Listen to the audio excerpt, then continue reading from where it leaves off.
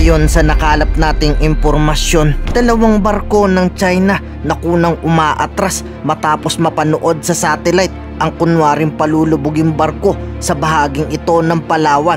Ayon kay retired US Air Force Ray Powell, kuhang-kuha sa litrato ng satellite ang ginawang pag-atras ng China. Ayon kay Powell, pero parang may gustong ipahiwatig kay BBM ang China na magbabalik sila matapos lang ang Amerika sa sinking exercise. I sense that this is probably some kind of a demonstration, again, a reminder to the Philippines that China will remain aggressive even though the Philippines is in the middle of its big exercise. Maybe that China figures during Balikatan is the time to do this, to make sure that the Philippines knows that once the Americans go home from their exercise, that China will very much still be here. The thing that is the most provocative to an aggressor is the perception of weakness. If an aggressor senses weakness, that is extremely provocative to an aggressor. There are lots of other things that countries could be doing with their militaries, but they chose to be here in the Philippines, and so it is an important message, I think, that the Philippines is not alone, and that it is networked together with powerful friends. Pero ayon kay Renato De Castro, security analyst, meron na tayo kay BBM na kakaibang pangulo. Meron na ditong pipigil para maka-expand ng mga Chinese. Malaking tulong daw itong ginagawa nating sinking exercise para matakot dito yung mga Chinese. We have a different president now who thinks that we have the chance, we have the opportunity to resist Chinese maritime expansion. Coincide ito nung shift natin, adoption ng ating gobyerno ng comprehensive archipelagic defense concept. Kasi the armed forces of the Philippines has been gearing up for what we call external defense.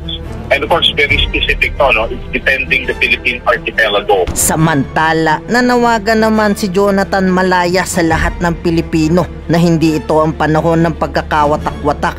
Dapat magkaisa na ang mga Pilipino dahil tayo-tayo pinag-aaway ng China. The more na pinapatulan natin yan, the more na nasasabong ang Pilipino, the more na humihina yung ating posisyon.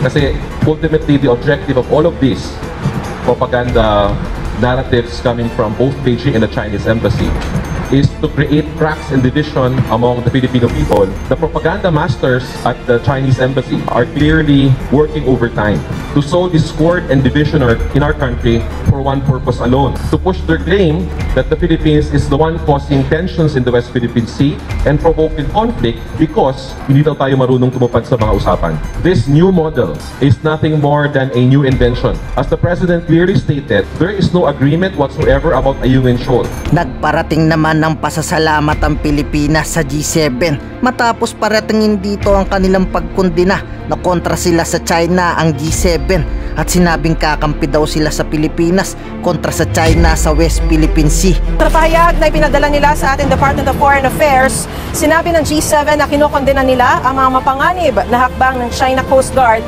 at China Maritime Militia. Kabilang dyan ang pambubomba nila ng water cannon sa mga barko ng Pilipinas. Naniniwala ang G7 na walang basihan ang mga claim ng China sa South China Sea, pati ang ginagawa nilang militarisasyon sa rehiyon.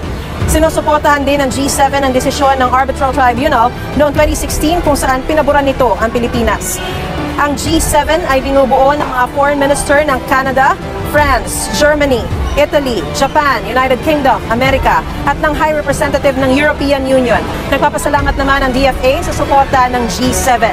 Maninindigan daw ang Pilipinas laban sa anumang aksyon na magiging banta sa international security at stability sa Indo-Pacific region.